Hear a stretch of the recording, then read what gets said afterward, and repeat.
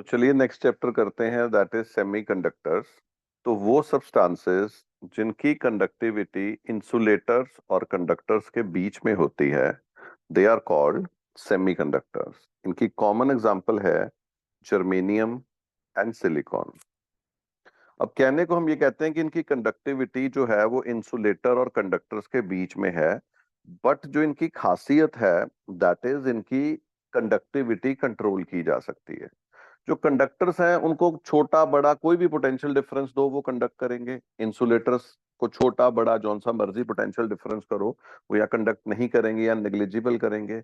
इनमें क्या खासियत होती है इन मटेरियल्स में, एक पर्टिकुलर पोटेंशियल डिफरेंस तक ये कंडक्ट नहीं करते और उसके बाद ये कंडक्ट करते हैं। इस प्रॉपर्टी की वजह से सेमीकंडक्टर्स के बहुत यूजेस बने हैं। मोबाइल फोन्स, जितना इलेक्ट्रॉनिक्स दुनिया में डेवलप हुआ है, because of semiconductor and because of this property की इनकी कंडक्टिविटी को हम कंट्रोल कर सकते हैं। तो जब हम स्टार्ट करेंगे सेमीकंडक्टर तो सबसे पहले समझते हैं इनमें इलेक्ट्रॉन्स यानी फ्री इलेक्ट्रॉन्स एंड होल्स कैसे बनते हैं। तो सेमीकंडक्टर्स जो होते हैं ये 14th ग्रुप के एलिमेंट्स होते हैं। तो क्योंकि ये 14th ग्रुप के एलिमेंट्स हैं, इनके पास आउटर शेल में 4 इलेक्ट्रॉन्स होते हैं। तो ये क्या करते हैं, जैसे सपोज ये एटम है तो एक कोवलेंट बॉन्ड बनाएंगे चारों तरफ। लेट से 4 इलेक्ट्रॉन्स तो इसके ही अपने थे, तो ये चारों तरफ कोवलेंट बॉन्ड बना लेंगे और आपस में एक एक इलेक्ट्रॉन शेयर कर लेंगे। तो सभी अपनी एक एक साइड पे इलेक्ट्रॉन शेयर कर लेंगे, 4 4 कोवलेंट बॉन्ड बना देंगे स्टेबिलिटी के लिए, एंड ये इनका स्ट्रक्चर होता है। अब जब आप इनमें एनर्जी प्रोवाइड करते हो तो ये कोवलेंट बॉन्ड ब्रेक हो जाता है और इलेक्ट्रॉन फ्री हो जाता है। जैसे आप यहाँ पे देख सकते हो, अगर ये पहले इलेक्ट्रॉन यहाँ था, आपने एनर्जी प्रोवाइड करी, वो बाहर आ गया। तो ये जब इलेक्ट्रॉन बाहर आ जाता है कोवलेंट बॉन्ड को ब्रेक करके, उसको हम बोलते हैं फ्री इलेक्ट्रॉन। और ये वही फ्री इलेक्ट्रॉन है जो कि इसकी कंडक्टिविटी के लिए रिस्पॉन्सिबल है। और यहीं से इसकी प्रॉपर्टी आई है, एक पर्टिकुलर पोटेंशियल डिफरेंस जब आप प्रोवाइड करते हो उसके बाद ही ये ब्रेक होता है, नहीं तो कोवलेंट बॉन्ड ब्रेक नहीं होता। अब जब इलेक्ट्रॉन बाहर आ जाता है तो पीछे जो जगह रह जाती खाली, उसको बोलते हैं hole. It is also called as seat of positive charge. इसको सीट ऑफ पॉजिटिव चार्ज भी बोलते हैं। तो जब हम एनर्जी प्रोवाइड करते हैं, पोटेंशियल डिफरेंस प्रोवाइड करते हैं, इलेक्ट्रॉन्स कोवलेंट बॉन्ड ब्रेक करके बाहर आ जाते हैं और पीछे जो उनकी जगह रह जाती है वहां पे बन जाती हैं होल्स। अब आपको बात को समझना है, ये तो रियलिटी में ऐसे स्ट्रक्चर में होता है। इसको हम एनर्जी डायग्राम में कैसे दिखाते हैं? एनर्जी डायग्राम में हम 2 बैंड दिखाते हैं, एक वैलेंस बैंड, एक कंडक्शन बैंड। तो वैलेंस बैंड इनिशियली हमेशा फिल होता है। जब आप एनर्जी प्रोवाइड करते हो तो वैलेंस बैंड से कुछ इलेक्ट्रॉन्स कंडक्शन बैंड में मूव कर जाते हैं। जैसे ये वाला इलेक्ट्रॉन यहाँ चला गया, ठीक है, ये इलेक्ट्रॉन गया, ये इलेक्ट्रॉन गया। जैसे यहाँ पे देखो, जो यहाँ पे एनर्जी डायग्राम में शो किए, लेट से 3 इलेक्ट्रॉन ऊपर चले गए, तो 3 जो यहाँ नीचे बन जाएंगी वो बन जाएंगी होल्स। ठीक है। रियलिटी में क्या हो रहा है? रियलिटी में क्या हो रहा है कि इलेक्ट्रॉन्स अपना कोवलेंट बॉन्ड तोड़ के बाहर आ रहे हैं, सो वो फ्री हो जाते हैं। ठीक है, और पीछे रह जाती हैं होल्स।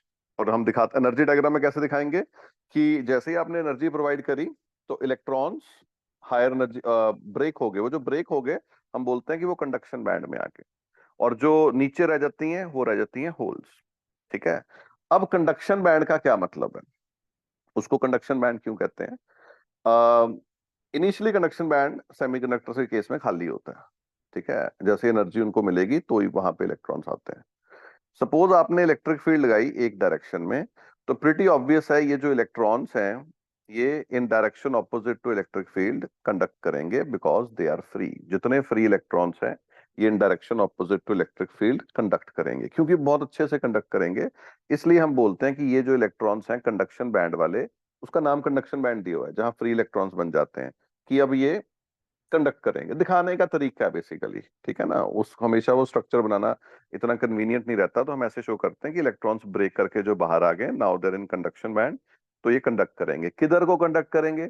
जिधर को आप इलेक्ट्रिक फील्ड लगाओगे उसकी ऑपोजिट डायरेक्शन में कंडक्ट करेंगे, और क्योंकि ये इलेक्ट्रॉन्स एंड फ्री हैं बहुत अच्छे से कंडक्ट करेंगे। अब आगे सुने। अब एक चीज और होती है, सपोज आपने इलेक्ट्रिक फील्ड लगाई, और ये जो इलेक्ट्रॉन कोवलेंट बॉन्ड में था, ये वाला जिसको मैं रेड से दिखाया, ये इलेक्ट्रॉन को भी फोर्स लगती है क्योंकि यहाँ जगह खाली है, तो ये बड़े आराम से जंप करके यहाँ पे आ जाता है। तो होगा क्या, ये जगह भर जाएगी, ये जगह भर जाएगी, ठीक है, और यहाँ पे एक होल बन जाएगी। तो हुआ क्या है, इलेक्ट्रॉन्स जो फ्री हो चुके हैं वो तो कंडक्ट करते ही हैं, लेकिन इलेक्ट्रॉन क्या करते हैं, अपनी जगह पे जंप मार के दूसरी होल पे चले जाते हैं, ठीक है। तो देखने में ऐसे लगता है कि जैसे होल इधर को चली गई। बात तो वही होगी ना कि जैसे दो कुर्सियां, एक भरी है खाली, एक बच्चा बैठा था राइट पे और लेफ्ट वाली कुर्सी खाली थी, तो राइट वाले पे बच्चा लेफ्ट पे आ गया, तो एक्चुअली तो बच्चे ने मूवमेंट करी एक कुर्सी से दूसरी, बट को हम ये भी कह सकते हैं कि ऐसे लग रहा है कि जैसे खाली कुर्सी लेफ्ट से राइट आ गई। वो तो बच्चा है, हमें पता है कि उसकी नैन नक्शा है, शक्ल है, इलेक्ट्रॉन्स तो एक जैसे ही हैं। तो बेसिकली हम कैसे बोलते हैं, तो टेक्निकली यहाँ पे दो तरह से कंडक्शन होती है। एक वो इलेक्ट्रॉन्स जो फ्री हैं वो कंडक्शन बैंड में कंडक्ट करते हैं, और वो इलेक्ट्रॉन्स जो खाली होल्स पे जंप करते रहते हैं, तो वो तो एक बॉन्ड से दूसरे बॉन्ड में गया ना, तो हम कहते हैं कि वो वैलेंस बैंड में कंडक्ट करते हैं। बट हम ऐसे बोलते नहीं है, हम बोलते हैं वैलेंस बैंड में होल्स कंडक्ट करती हैं इन डायरेक्शन ऑफ फील्ड। तो बेसिकली क्या है, इसमें क्या होगा, कंडक्शन बैंड में कौन कंडक्ट करेगा, कंडक्शन बैंड में इलेक्ट्रॉन्स कंडक्ट करेंगे in direction opposite to field, and valence band में कौन कंडक्ट करती हैं, होल्स कंडक्ट करती हैं इन डायरेक्शन ऑफ फील्ड। और रियलिटी में हमें पता है दोनों जगह इलेक्ट्रॉन्स ही कंडक्ट कर रहे हैं। ये जो फ्री इलेक्ट्रॉन्स हैं ये कंडक्ट करेंगे कंडक्शन बैंड में, और जब इलेक्ट्रॉन्स जंप कर रहे हैं एक होल से दूसरी होल, तो वहां पे भी इलेक्ट्रॉन्स कंडक्ट कर रहे हैं, बट हम बोलेंगे कि होल्स कंडक्ट कर रही हैं in direction of field. Obviously free electrons की कंडक्शन ज्यादा होगी as compare to hole, because वो बिल्कुल फ्री हैं, वो जल्दी मूव कर सकते हैं। सो ये हमारा पार्ट था पहला, that is electrons and hole, ये कैसे बनते हैं और कैसे कंडक्ट करते हैं। आप इस पूरे को रीड कर लेना।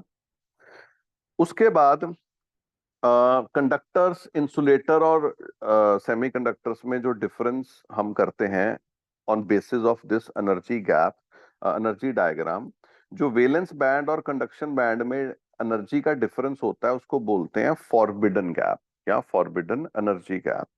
जो आपके कंडक्टर्स हैं उनका कंडक्शन बैंड और उनका वैलेंस बैंड हमेशा ओवरलैप रहता है।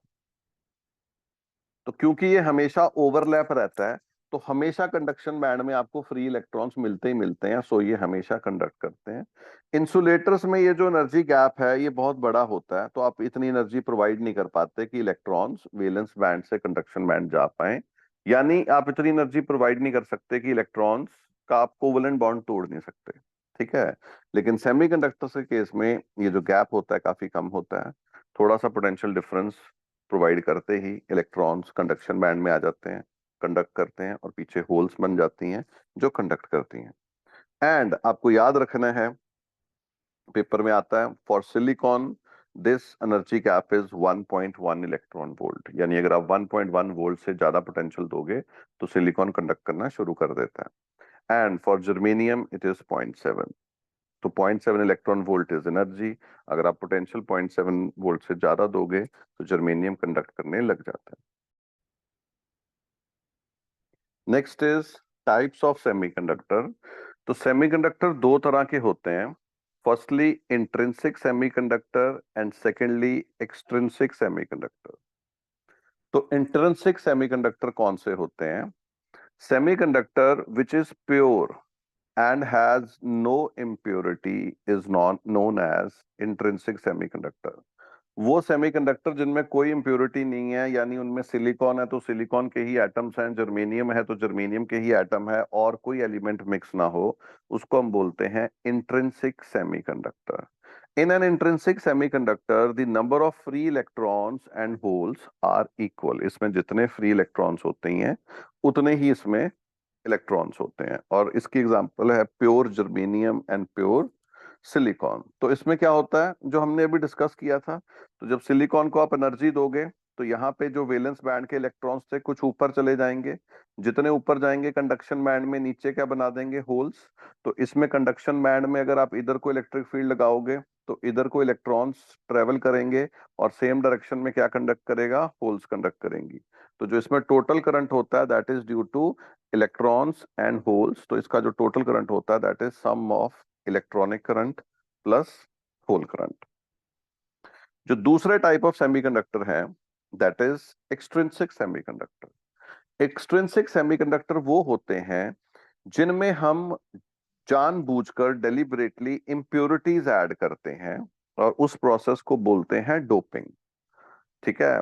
और डोपिंग जब हम करते हैं यानी हम दूसरे ग्रुप के एटम्स, जैसे सेमीकंडक्टर्स 14th ग्रुप के एटम्स होते हैं, उनमें जब हम 13th और 15th के ऐड करते हैं उसके साथ उनकी जो कंडक्टिविटी है वो बहुत इंप्रूव कर जाती है और उस प्रोसेस को बोलते हैं डोपिंग। एंड वो जो सेमीकंडक्टर्स बनते हैं उनको बोलते हैं extrinsic semiconductor, which are of two type. पहला एन टाइप सेमीकंडक्टर। जब हम सेमीकंडक्टर में 15th ग्रुप के एटम्स ऐड करते हैं जिनको बोलते हैं पेंटावेलेंट एटम्स, एक ज्यादा वाले, तो क्या होता है, जैसे आपने 15th ग्रुप के एटम यहां पे ऐड कर दिया तो उसमें क्या होगा, उसके पास 5 आउटर शेल में इलेक्ट्रॉन्स थे, 4 तो उसने शेयर कर लिए इधर, उसके पास एक इलेक्ट्रॉन पहले ही एक्स्ट्रा बन जाता है। ठीक है। तो ये इलेक्ट्रॉन को तो निकालना मुश्किल है ही नहीं, बिकॉज कोवलेंट बॉन्ड 4 ने बनाया हुआ, इनके पास आपने ये जो एक्स्ट्रा इलेक्ट्रॉन्स ऐड हो जाते हैं इनको ब्रेक करने के लिए तो निग्लिजिबल एनर्जी ही चाहिए, तो आपको फ्री इलेक्ट्रॉन्स बहुत आसानी से मिल जाते हैं और एक्स्ट्रा मिल जाते हैं, तो इनको बोलते हैं हम एन टाइप सेमीकंडक्टर। बेसिकली हम ऐसे करते हैं, इसमें ऐसे शो करते हैं कि जैसे अगर हम एनर्जी डायग्राम में शो करें तो यहाँ पे आप देखो 4 इंट्रिंसिक में 4 इलेक्ट्रॉन ऊपर गए और 4 होल्स तो मिली, तो यहाँ पे एक डोनर एनर्जी लेवल क्रिएट हो जाता है जो थोड़े से एक्स्ट्रा इलेक्ट्रॉन्स प्रोवाइड कर देता है। ये कौन से एक्स्ट्रा इलेक्ट्रॉन्स हैं, एनर्जी लेवल डायग्राम में हम ऐसे शो करते हैं, ये कौन से एक्स्ट्रा इलेक्ट्रॉन्स हैं जो आपने इसके साथ लाए हो, डोपिंग के साथ लाए हो, तो जितनी आप डोपिंग करोगे उतने आपको एक्स्ट्रा इलेक्ट्रॉन्स मिल जाएंगे। वो एक्स्ट्रा इलेक्ट्रॉन्स को निकालना मुश्किल नहीं है, तो जैसे आपने एनर्जी प्रोवाइड करी तो कुछ नंबर ऑफ इलेक्ट्रॉन्स ऊपर गए, उतनी होल्स बनी, लेकिन आपको एक्स्ट्रा इलेक्ट्रॉन्स मिल जाते हैं बड़ी आसानी से। तो इसमें जो एन टाइप कैरियर होते हैं, इलेक्ट्रॉन्स होते हैं वो ज्यादा होते हैं, इलेक्ट्रॉन्स इसमें मेजॉरिटी कैरियर्स हैं, इसलिए इसको एन टाइप सेमीकंडक्टर कहते हैं। बट इलेक्ट्रिकली ये न्यूट्रल होते हैं बिकॉज एज ए होल इसमें जितने इलेक्ट्रॉन्स हैं उतने प्रोटॉन्स भी मौजूद हैं। वो तो इसमें पेंटावेलेंट आपने ऐड कर दिए तो आपने इसमें इलेक्ट्रॉन्स का नंबर बढ़ा दिया एज कंपेयर टू होल्स, इसलिए हम इनको एन टाइप कहते हैं। अगर आप इसमें 14th में 15th के ना डालते डोपिंग करते, अगर आप 13th ग्रुप के एटम्स डाल देते जिनको बोलते हैं ट्राईवेलेंट एटम्स, जिनके बाहर 3 3 एटम्स हैं, तो वो जब एटम्स आप ऐड करोगे तो वो पहले ही डेफिशिएंसी ऑफ इलेक्ट्रॉन बना के बैठे होंगे। जब वो पहले ही डेफिशिएंसी ऑफ इलेक्ट्रॉन्स बना के बैठे होंगे तो इसमें आपको होल्स फ्री में मिल जाती हैं। तो जो आप एनर्जी प्रोवाइड करोगे, जब आप यहाँ पे एनर्जी प्रोवाइड करोगे तो नीचे से ऊपर इलेक्ट्रॉन्स जाएंगे, होल्स बनेंगे। हम ऐसे शो करते हैं, यहाँ पे एक एक्सेप्टर एनर्जी लेवल बन जाता है जो कुछ इलेक्ट्रॉन्स को खींच लेता है, एनर्जी डायग्राम पे ऐसे दिखाते हैं, यानी इसमें होल्स ज्यादा बन जाती हैं। ठीक है। रियलिटी में क्या हुआ, आपने 13 ग्रुप का ऐड कर दिया तो वो बॉन्ड शेयरिंग के लिए कंप्लीट इलेक्ट्रॉन है ही नहीं, तो इसके पास होल्स ज्यादा होती हैं, तो इसके पास पॉजिटिव चार्ज कैरियर्स यानी होल्स आर मेजॉरिटी कैरियर्स, तो इसको बोलते हैं पी टाइप सेमीकंडक्टर। एंड होते ये भी इलेक्ट्रिकली न्यूट्रल है because number of electrons and number of protons इसमें एज ए होल बराबर है। तो बेसिकली सेमीकंडक्टर कौन से होते हैं, इंट्रिंसिक जो प्योर हैं, जब आप 15th के डोपिंग करते हो तो उसमें इलेक्ट्रॉन्स बढ़ जाते हैं, उसको बोलते हैं एन टाइप सेमीकंडक्टर। और अगर आप 13th की डोपिंग करोगे तो उसमें पी टाइप सेमीकंडक्टर होगा जिसमें होल्स बढ़ जाते हैं। एज ए होल सबसे ज्यादा कंडक्टिविटी होती है एन टाइप की, क्योंकि इसमें इलेक्ट्रॉन्स सबसे ज्यादा है, इलेक्ट्रॉन्स की कंडक्टिविटी मैक्सिमम है। दूसरे पे पी और तीसरे पे होगी आपकी क्या कहते हैं इसकी, इंट्रिंसिक की।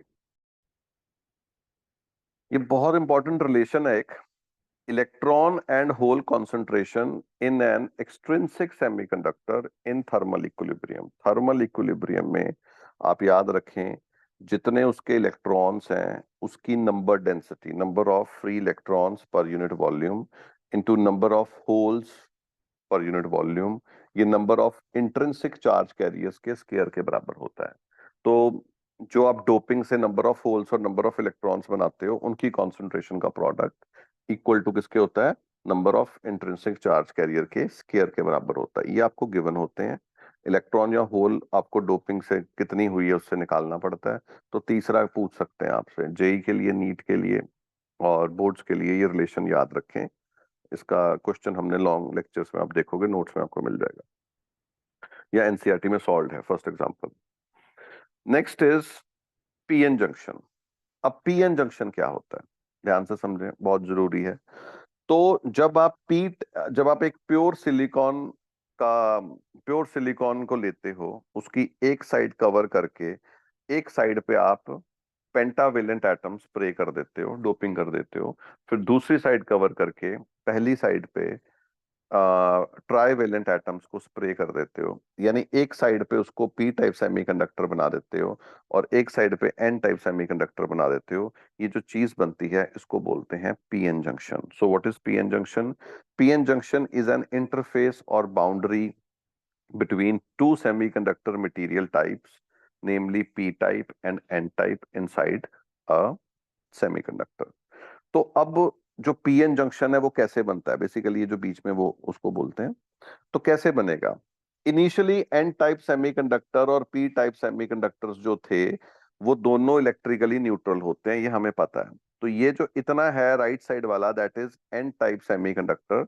सपोज मैं एक ड्रॉई कर देता हूं।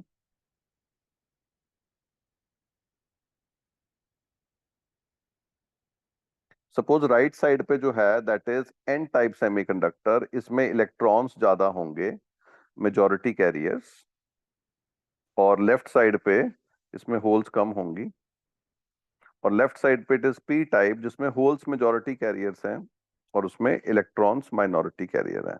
अब दोनों तरफ होल्स और इलेक्ट्रॉन्स का कॉन्सेंट्रेशन का डिफरेंस है।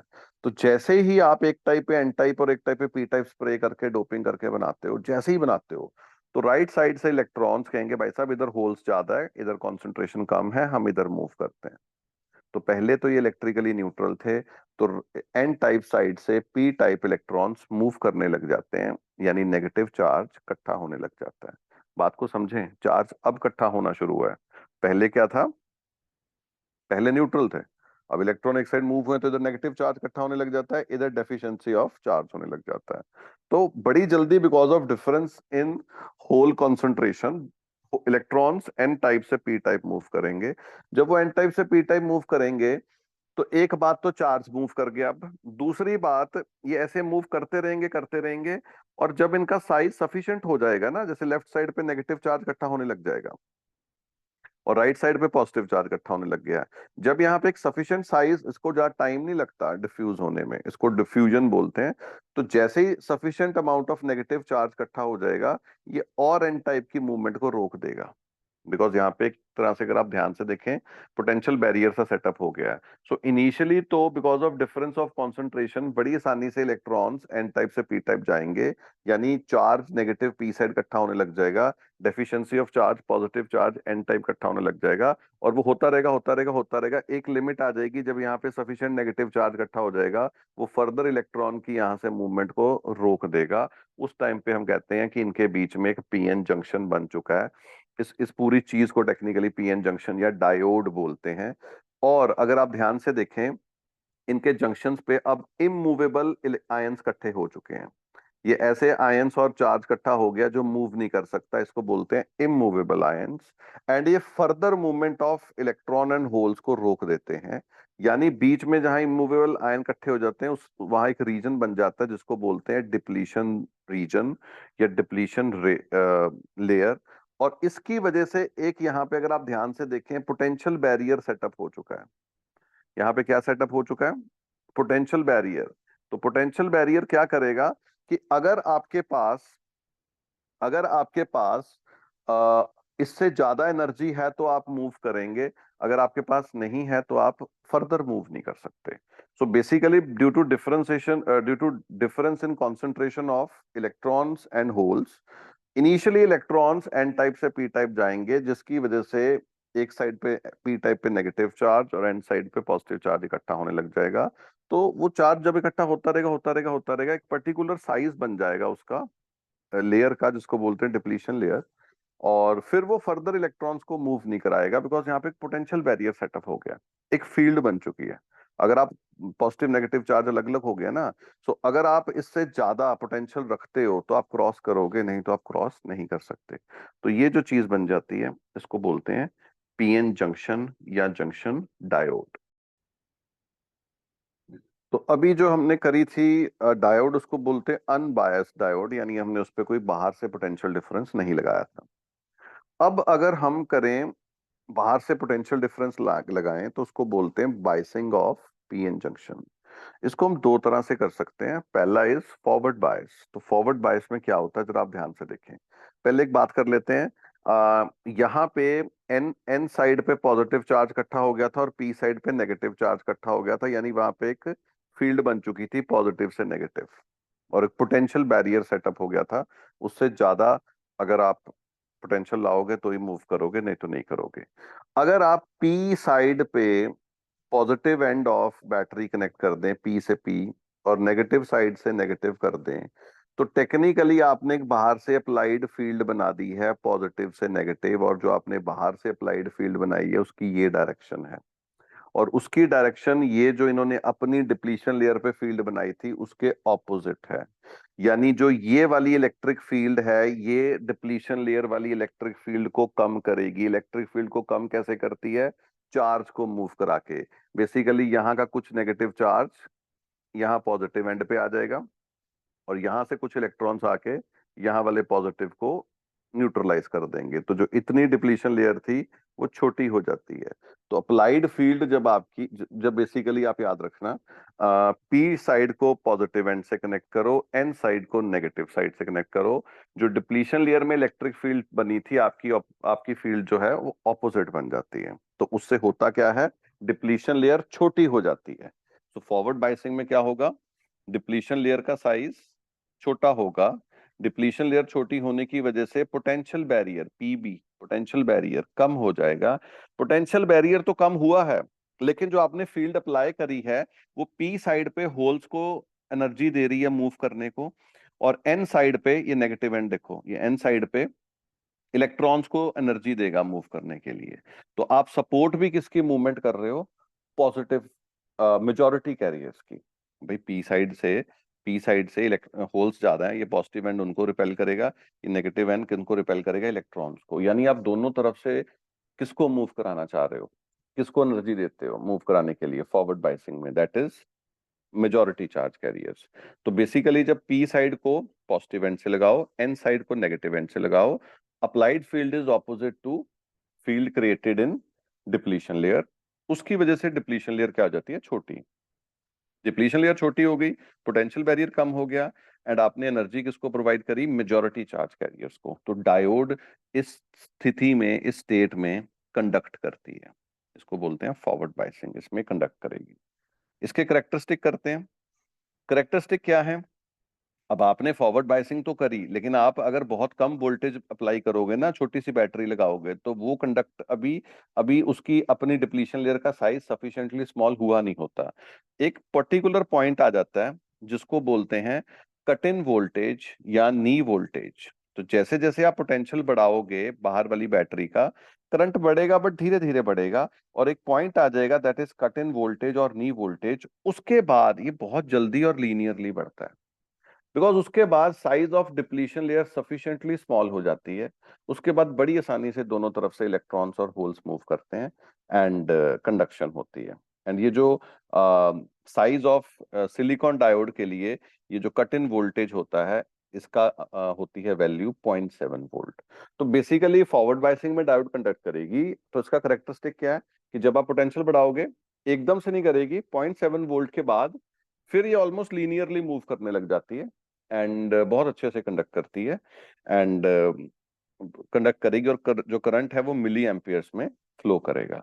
लेकिन अगर आप पी साइड पे, अगर आप पहले मैं डिप्लीशन लेयर की ये दिखा दूं, डायरेक्शन ऑफ फील्ड ये है, और पी टाइप साइड के साथ आप एन कनेक्ट कर देते और एन साइड के साथ पी कर देते, उल्टा कर देते, तो आपकी अप्लाइड फील्ड क्या हो जाएगी, ऐसे। तो अप्लाइड फील्ड आपकी डिप्लीशन लेयर को अपोज नहीं कर रही, सपोर्ट कर रही है, जिसकी वजह से डिप्लीशन लेयर और वाइड हो जाएगी, पोटेंशियल बैरियर और बढ़ जाता है। ठीक है, इसको बोलते हैं रिवर्स बायस करना। तो आपने अगर पी से एन कनेक्ट कर दिया, एन से पी कर दिया, तो अप्लाइड फील्ड आपकी डिप्लीशन लेयर की फील्ड को सपोर्ट करने लग जाती है, जिसके कारण उसका साइज बढ़ जाता है, जिसके कारण पोटेंशियल बैरियर बढ़ जाएगा। एंड आप यहाँ पे एन टाइप कनेक्ट कर रहे हो, तो आप यहाँ पे होल्स को थोड़ी सपोर्ट कर रहे हो, आप यहाँ के इलेक्ट्रॉन्स को सपोर्ट कर रहे हो मूव करने के लिए, वो तो पहले ही थोड़े हैं। और यहाँ पॉजिटिव किसको मूव कराएगा, एन में से होल जो पहले ही थोड़े हैं। सो यहाँ पे आप एक तो आपने पोटेंशियल बैरियर बढ़ा दिया, एक आपने डिप्लीशन लेयर वाइड कर दी, ऊपर से आप किसकी मूवमेंट को सपोर्ट कर रहे हो, माइनॉरिटी कैरियर्स। तो टेक्निकली यहाँ पे कंडक्शन नहीं होती, जो होती है वो नेग्लिजिबली होती है। तो डायोड इस स्थिति में रिवर्स बाइसिंग में कंडक्ट नहीं करती। जो करती है वो कितना करती है मैं बताता हूँ, वो आपको अगले में पता लगेगा। That is reverse bias characteristic. अगर आप रिवर्स बायसिंग में भी पोटेंशियल बढ़ाओ तो करंट बढ़ता तो है बहुत थोड़ा, लेकिन वो माइक्रो एम्पियर्स में बढ़ता है, 1000 गुना का फर्क है उससे, तो नेग्लिजिबल सा चेंज आता है।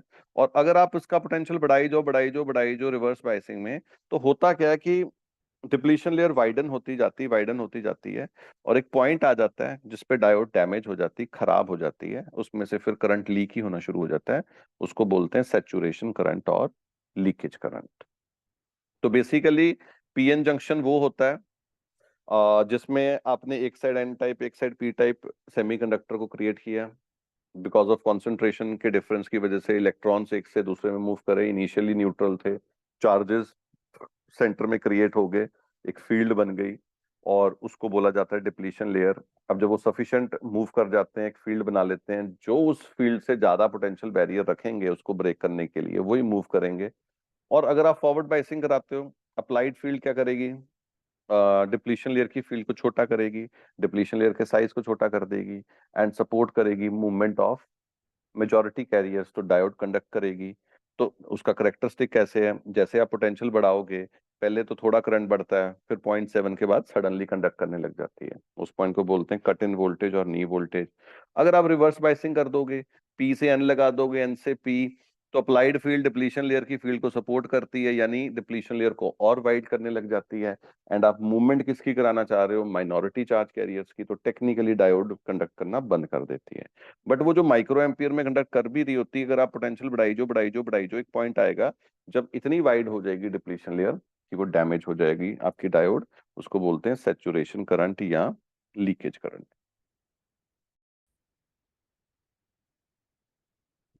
अगर ये एक न्यूमेरिकल है एनसीईआरटी का, उससे पहले एक चीज याद रखें, V equal to I R, ये सबके लिए ट्रू होता है रिलेशन। लेकिन ओम्स लॉ ने क्या कहा था कि जो R होता है वो कांस्टेंट होता है। तो कांस्टेंट देखा गया है सिर्फ कंडक्टर्स के लिए आता है, और बाकियों के लिए V equal to I R तो ट्रू रहता है, लेकिन R सेम नहीं होता, चेंज होता रहता है। उसके रेजिस्टेंस को बोला जाता है डायनेमिक रेजिस्टेंस, और ऐसी चीजों को बोला जाता है नॉन ओमिक सब्सटेंसेस। तो यहाँ पे हमें एक डायोड का VI ग्राफ दे रखा है, ये फॉरवर्ड बायसिंग का, ये रिवर्स बायसिंग का है। तो पहले पार्ट में इन्होंने कहा है कि इसका रेजिस्टेंस निकालो एट 15 मिली एम्पियर। तो 15 मिली एम्पियर यानी फॉरवर्ड बायसिंग में कह रहा है ये, इस वाले पॉइंट पे। तो दो वैल्यूज हमें दे रखी हैं, यहाँ पे 0.7 है, एनसीईआरटी क्वेश्चन है, मिसप्रिंट है थोड़ा सा। सो यहाँ पे अगर आपको रेजिस्टेंस निकालना है, तो अगर आप ध्यान से देखें, नीचे आपने डेल्टा V कितने से करा है, 0.1, और जिसकी वजह से डेल्टा आई कितना आ गया, 10 मिली एम्पियर। तो जब मैं इन दोनों को डिवाइड करूंगा, delta V by delta I, that is 0.1/10 milli ampere, तो 10 ओम रेजिस्टेंस डायोड ऑफर कर रही है in forward biasing at this situation. लगाया हमने V equal to I R है, बट R सेम नहीं रहना। अब बात उसने बी पार्ट पूछा है कि -10 वोल्ट पे रिवर्स बाइसिंग पे बताओ। तो रिवर्स बाइसिंग में देखो, आपका डेल्टा V तो 10 है, लेकिन डेल्टा आई कितना है, 1 माइक्रो एम्पियर। तो इन दोनों को डिवाइड करो, तो आंसर आता है 10 की पावर 7 ओम। तो डायोड जो है वो फॉरवर्ड बायसिंग में सिर्फ 10 ओम रेजिस्टेंस दे रही है, और रिवर्स बायसिंग में 1 करोड़ ओम दे रही है। आप बात समझ रहे हो? सो डायोड वो चीज होती है जो कि एक डायरेक्शन में कंडक्ट करती है। डायोड का सिंबल ये सबको पता ही है जब शॉर्ट नोट्स कर रहे हो। ये पी साइड को ट्रायंगल से रिप्रेजेंट करते हैं, एन साइड को इससे रिप्रेजेंट करते हैं। तो एक साइड तो वो कंडक्ट करती है और दूसरी साइड वो बिल्कुल भी कंडक्ट नहीं करती। यानी फॉरवर्ड बायसिंग में इमेजिन सिर्फ 10 ओम का रेजिस्टेंस दे रही है, और रिवर्स बायसिंग में 1 करोड़ ओम। सो ये वो चीज होती है, एक डायरेक्शन में लगाओ तो कंडक्ट करेगी, उल्टा करके लगा दो तो कंडक्ट नहीं करेगी। जैसे तार होती है, मेटल की वायर है, जिस मर्जी डायरेक्शन में लगाओ कंडक्ट करेगी। ये यूनी डायरेक्शनल इसमें फ्लो होता है करंट का, दोनों साइड पे कंडक्ट नहीं करती। तो आगे इसके एप्लीकेशन करते हैं।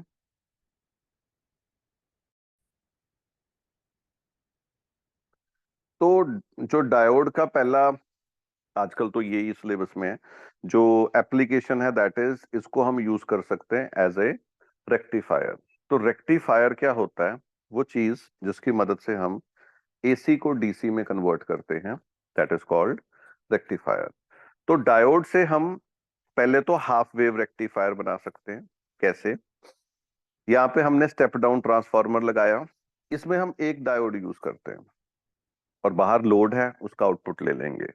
तो जब इनपुट एसी आ रहा है तो आपके पास पॉजिटिव साइकिल भी आएगा, नेगेटिव साइकिल भी आएगा। जब यहाँ पे पॉजिटिव साइकिल आएगा तो क्या होगा? डायोड के पी साइड से आपने पॉजिटिव कनेक्ट कर दिया, तो डायोड हो जाएगी फॉरवर्ड बायस और वो कंडक्ट कर देगी। तो अगर इनपुट में पॉजिटिव साइकिल आया, आउटपुट में पॉजिटिव साइकिल कंडक्ट हो जाएगा, मिलेगा। अगर जब नेगेटिव साइकिल आएगा, तो जब नेगेटिव साइकिल आएगा तो क्या होगा? डायोड आपकी रिवर्स बायस हो जाएगी। रिवर्स बायस में वो कंडक्ट नहीं करेगी, आपको आउटपुट नहीं मिलेगा। पॉजिटिव साइकिल आएगा, मिलेगा, नेगेटिव नहीं मिलेगा, आउटपुट पॉजिटिव आएगा, मिलेगा, नेगेटिव नहीं मिलेगा। तो हमें यूनी डायरेक्शनल या पल्सेटिंग आउटपुट मिलता है, पर इसकी डायरेक्शन एक हो चुकी है।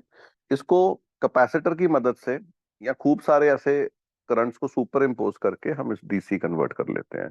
वो कैसे हैं फुल वेव के बात करते हैं बात, लेकिन फिलहाल कैपेसिटर की मदद से ये कन्वर्ट हो जाएगा डीसी में, ऑलमोस्ट डीसी बन जाता है।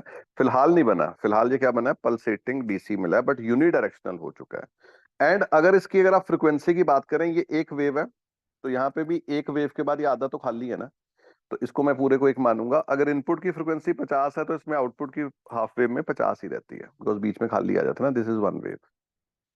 अगर हम एक डायोड ना लगाते, दो लगाते, एक आपने ऊपर डायोड लगा दी, इसका डायग्राम प्लीज याद करके जाएं। एक नीचे डायोड लगा दी, जो दूसरी डायोड का ये कनेक्शन है ना, पहले के, ये लोड से पहले दे देना, ठीक है? और यहां से आपने लोड कनेक्ट कर दिया दो जगह से। तो होगा क्या? ध्यान से देखें। जब पॉजिटिव साइकिल ऊपर होता है ना, तो यहाँ नीचे नेगेटिव होता है। तो जब पॉजिटिव साइकिल आएगा, D1 कंडक्ट करेगी because it is forward biased. ये देखो डायरेक्शन ऑफ करंट देखना, तो direction of current please note करना, इधर को जा रहा है, ये कंडक्ट कर रही है। ये फॉरवर्ड बायस है, लोड में देखो नीचे को जा रहा है करंट, तो ये कंडक्ट करेगी। D2 कंडक्ट नहीं करेगी। जब नेगेटिव साइकिल आएगा तो नीचे पॉजिटिव हो जाएगा, तब D2 कंडक्ट कर देगी। कंडक्ट तो करेगी लेकिन डायरेक्शन ऑफ करंट देखो, ये ऊपर जा रहा है, ऊपर जा रहा है। लोड में डायरेक्शन ऑफ करंट तो सेम ही है। तो जब पॉजिटिव साइकिल आया, D1 ने कंडक्ट किया, आपको आउटपुट मिला। यानी लोड में एक डायरेक्शन में आपको आउटपुट मिल गया, यहाँ पॉजिटिव मिल गया, नेगेटिव मिल गया, मतलब पोटेंशियल डिफरेंस मिल गया। लेट्स से हमने उसका नाम पॉजिटिव दे दिया। जब नेगेटिव साइकिल आया तब भी तो सेम डायरेक्शन में मिला, तो उसको भी हम पॉजिटिव लिखेंगे। तो इसमें पॉजिटिव नेगेटिव को ये पॉजिटिव पॉजिटिव में कन्वर्ट कर देता है, आपको अगेन पल्सेटिंग आउटपुट मिलता है। लेकिन एक और मजे वाली बात है, यहाँ तक एक वेव थी, अब यहाँ आधे में एक वेव बन गई है, क्योंकि अगर आप सिमेट्री देखें तो अगर इनपुट की फ्रिक्वेंसी 50 हर्ट्ज है तो इसमें आउटपुट की फ्रिक्वेंसी डबल हो जाती है, 100 हर्ट्ज। तो स्टिल ये डीसी तो नहीं बना, लेकिन जब दो डायोड की मदद से आप रेक्टिफाई करते हो, पल्सेटिंग डीसी लेते हो, यूनी डायरेक्शनल करंट लेते हो, इस पूरे डायग्राम को, इसको बोला जाता है फुल वेव रेक्टिफायर। अच्छे से पढ़ लें। अब बात होगी कि ये डीसी कन्वर्ट करना है, वो तो कन्वर्ट हो नहीं रहा, तो क्या करते हैं? फुल वेव रेक्टिफायर या हाफ वेव रेक्टिफायर के आगे कैपेसिटर लगा देते हैं और फिर आउटपुट लेते हैं। तो कैपेसिटर क्या करता है? अगर आप कैपेसिटर नहीं लगाते, आपको ये आउटपुट मिलना था। तो कैपेसिटर क्या करेगा? जब पहली बार पोटेंशियल बढ़ रहा है तो कैपेसिटर चार्ज हो जाएगा, उसके बाद पोटेंशियल घटना था, ठीक है, घट के बढ़ना था। तो जब वो घटता है ना, तो कैपेसिटर क्या करता है? अपनी एनर्जी रिलीज कर देता है, तो लोड में इधर से पोटेंशियल कम हो रहा है लेकिन ये अपनी रिलीज कर देता है, तो आउटपुट में आपको पोटेंशियल मिलता रहता है। तो कैपेसिटर चार्ज हो गया, तो जैसे ही पोटेंशियल कम होना था कैपेसिटर अपनी एनर्जी रिलीज कर देगा, in the mean time potential फिर से बढ़ जाएगा, कैपेसिटर फिर से चार्ज हो जाएगा, फिर से अपनी एनर्जी रिलीज कर देगा, फिर से चार्ज हो जाएगा। ऐसे कैपेसिटर की मदद से आपको जो आउटपुट मिल जाता है वो एक रेंज में मिल जाता है, आपका डीसी कन्वर्ट हो जाता है। तो कुछ नहीं होता है, स्टेप डाउन वोल्टेज लगाते हैं, फुल वेव रेक्टिफायर जिसमें दो डायोड्स लगाते हैं, उसके आगे कैपेसिटर लगा के आपको आउटपुट देते हैं, और आपको क्या तैयार हो जाता है, एसी टू डीसी, जिससे मोबाइल का चार्जर, लैपटॉप का चार्जर, ये सब होता है। अब ऑब्वियसली लैपटॉप के चार्जर में थोड़ी ज़्यादा टेक्नोलॉजी है, मोबाइल के चार्जर में सिर्फ इतना ही होता है। इसकी मदद से हम कन्वर्ट करते हैं फुल वेव और हाफ वेव रेक्टिफायर की मदद से एसी को डीसी में करते हैं। तो ये आपका चैप्टर था सेमीकंडक्टर।